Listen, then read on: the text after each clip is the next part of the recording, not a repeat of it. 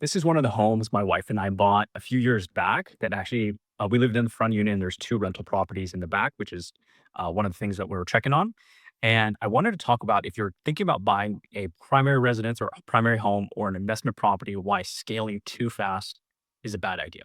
So early on in my investing career, I thought, the more units, the better because social media was telling me, hey, you got to be, if you don't have, 40 units, you're not going to be cool. And then Bigger Pockets, which is a really common real estate podcast, was always every single week. It was like some 15-year-old kid had 400 units. I'm like, man, what am I doing wrong? Right.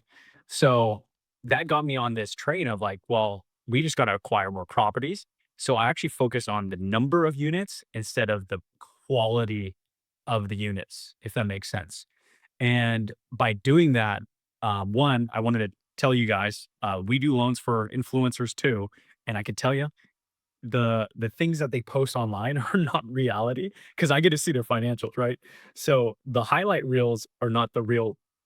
So that's lesson number one. Number two is um when you actually let's say buy multiple rental properties or multiple homes, like whether you buy a primary and then you buy another primary home and then you're going to rent out the old one. I call that the accidental landlord strategy. In that situation, when you go buy a new house, you're gonna, like, almost open up a whole new business, if that makes sense, because it's a whole new location.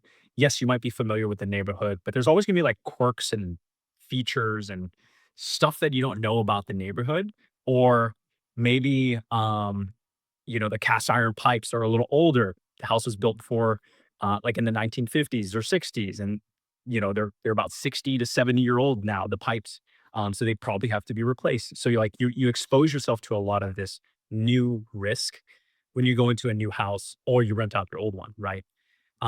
So the main thing that I learned is like, well, how can we, consolidate basically what we did was we sold off some of the low performing ones and we kept top performing ones and reinvested the proceeds that we made. We lost some money too, by the way. But overall a net benefit. But we took that money and kind of renovated like this unit that we're in the we call it unit B did not look like this when we bought it, right? So, I wanna kinda show you guys the bathroom here and then cool bed lights, by the way, really good ROI. You can get on Amazon for like 30 bucks. But then, like, we renovated the, bathroom here, and then, we put some indoor outdoor because it's in San Diego and, some people who are renting it are coming from colder weather. So they're like, huh, I really want to have indoor outdoor. So basically the lesson there is how can you invest more in the properties that you have and really maximize the ROI. So if you're, buying a primary residence or you're going to be buying your first home, what I would do is even if it's a starter home, is I would look at like, well, what would it take? Even though you buy a house, right? It's in budget. It's probably not going to be the 10 out of 10 house. But what would it take to make it a 10 out of 10 house? Like, what would that cost be? And like, do that mental math and see if it's worth it. And for anyone who bought in 2020 or refinanced in 2020 and 2021, and your interest rates are like 2 or 3%, you're probably like, well, I don't want to get a new loan or do a cash out, right? And pull some equity out and pay for the renovations because you're going to get a whole new interest rate. Maybe it's a 6% or 7%. So you're like doubling your interest, which is not fun. So that's a huge problem. But I would actually look into, well, what would it take to do the renovations? Renovate the place the way I want to, the kitchen, the bathroom, the floors, or whatever. And then what's the cost of a home equity line of credit, which means that you get to keep your original mortgage. So you still get to keep that 2 or 3%. And then you get a line of credit, almost like a credit card, but it's tied to your house.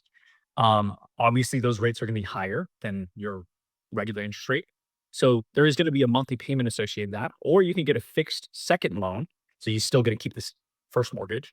But like, what's the monthly payment associated with that compared to buying a new house? Because when you buy a new house, again, you expose yourself to all this risk, almost like a new business, new location, quirks and features, maybe a crazy neighbor. I don't know. Um, so what would it cost for that? Right? And then you may find out buying a new property, you're gonna have higher property taxes, generally speaking, right? Um, and you have the risk exposure, right? Whereas if you already have the house, that you lived in, you already know the quirks and features, right?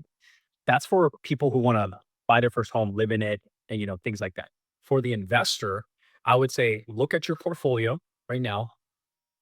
Like most things in life, the 80-20 rule with Pareto's principle, right? There's probably, if you have, 10 properties, there's probably 2 that make you the most money and worth the most, right?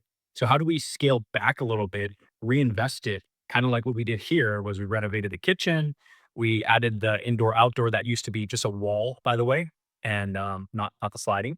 And then the bathroom, right? The bathroom was just a really old thing. So we added the nice wood tile.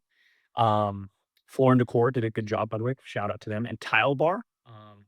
This is the Drosian tile, by the way. So we invested a little extra money. Basically, these tiles are more expensive than like your Floor and Decor, but it stands out. So we made the investment there. But like, what would it cost to consolidate, reinvest? Like maybe you get a jacuzzi, maybe you get indoor outdoor living. That way you can increase your rent. So that was my yeah, for the day. I was just thinking about top of mind. Let me know if you like this type of content. I hope it helps someone else out there that's thinking about buying a primary home or being an accidental landlord or even buying an investment property. All right, keep learning. Catch you guys in the next one.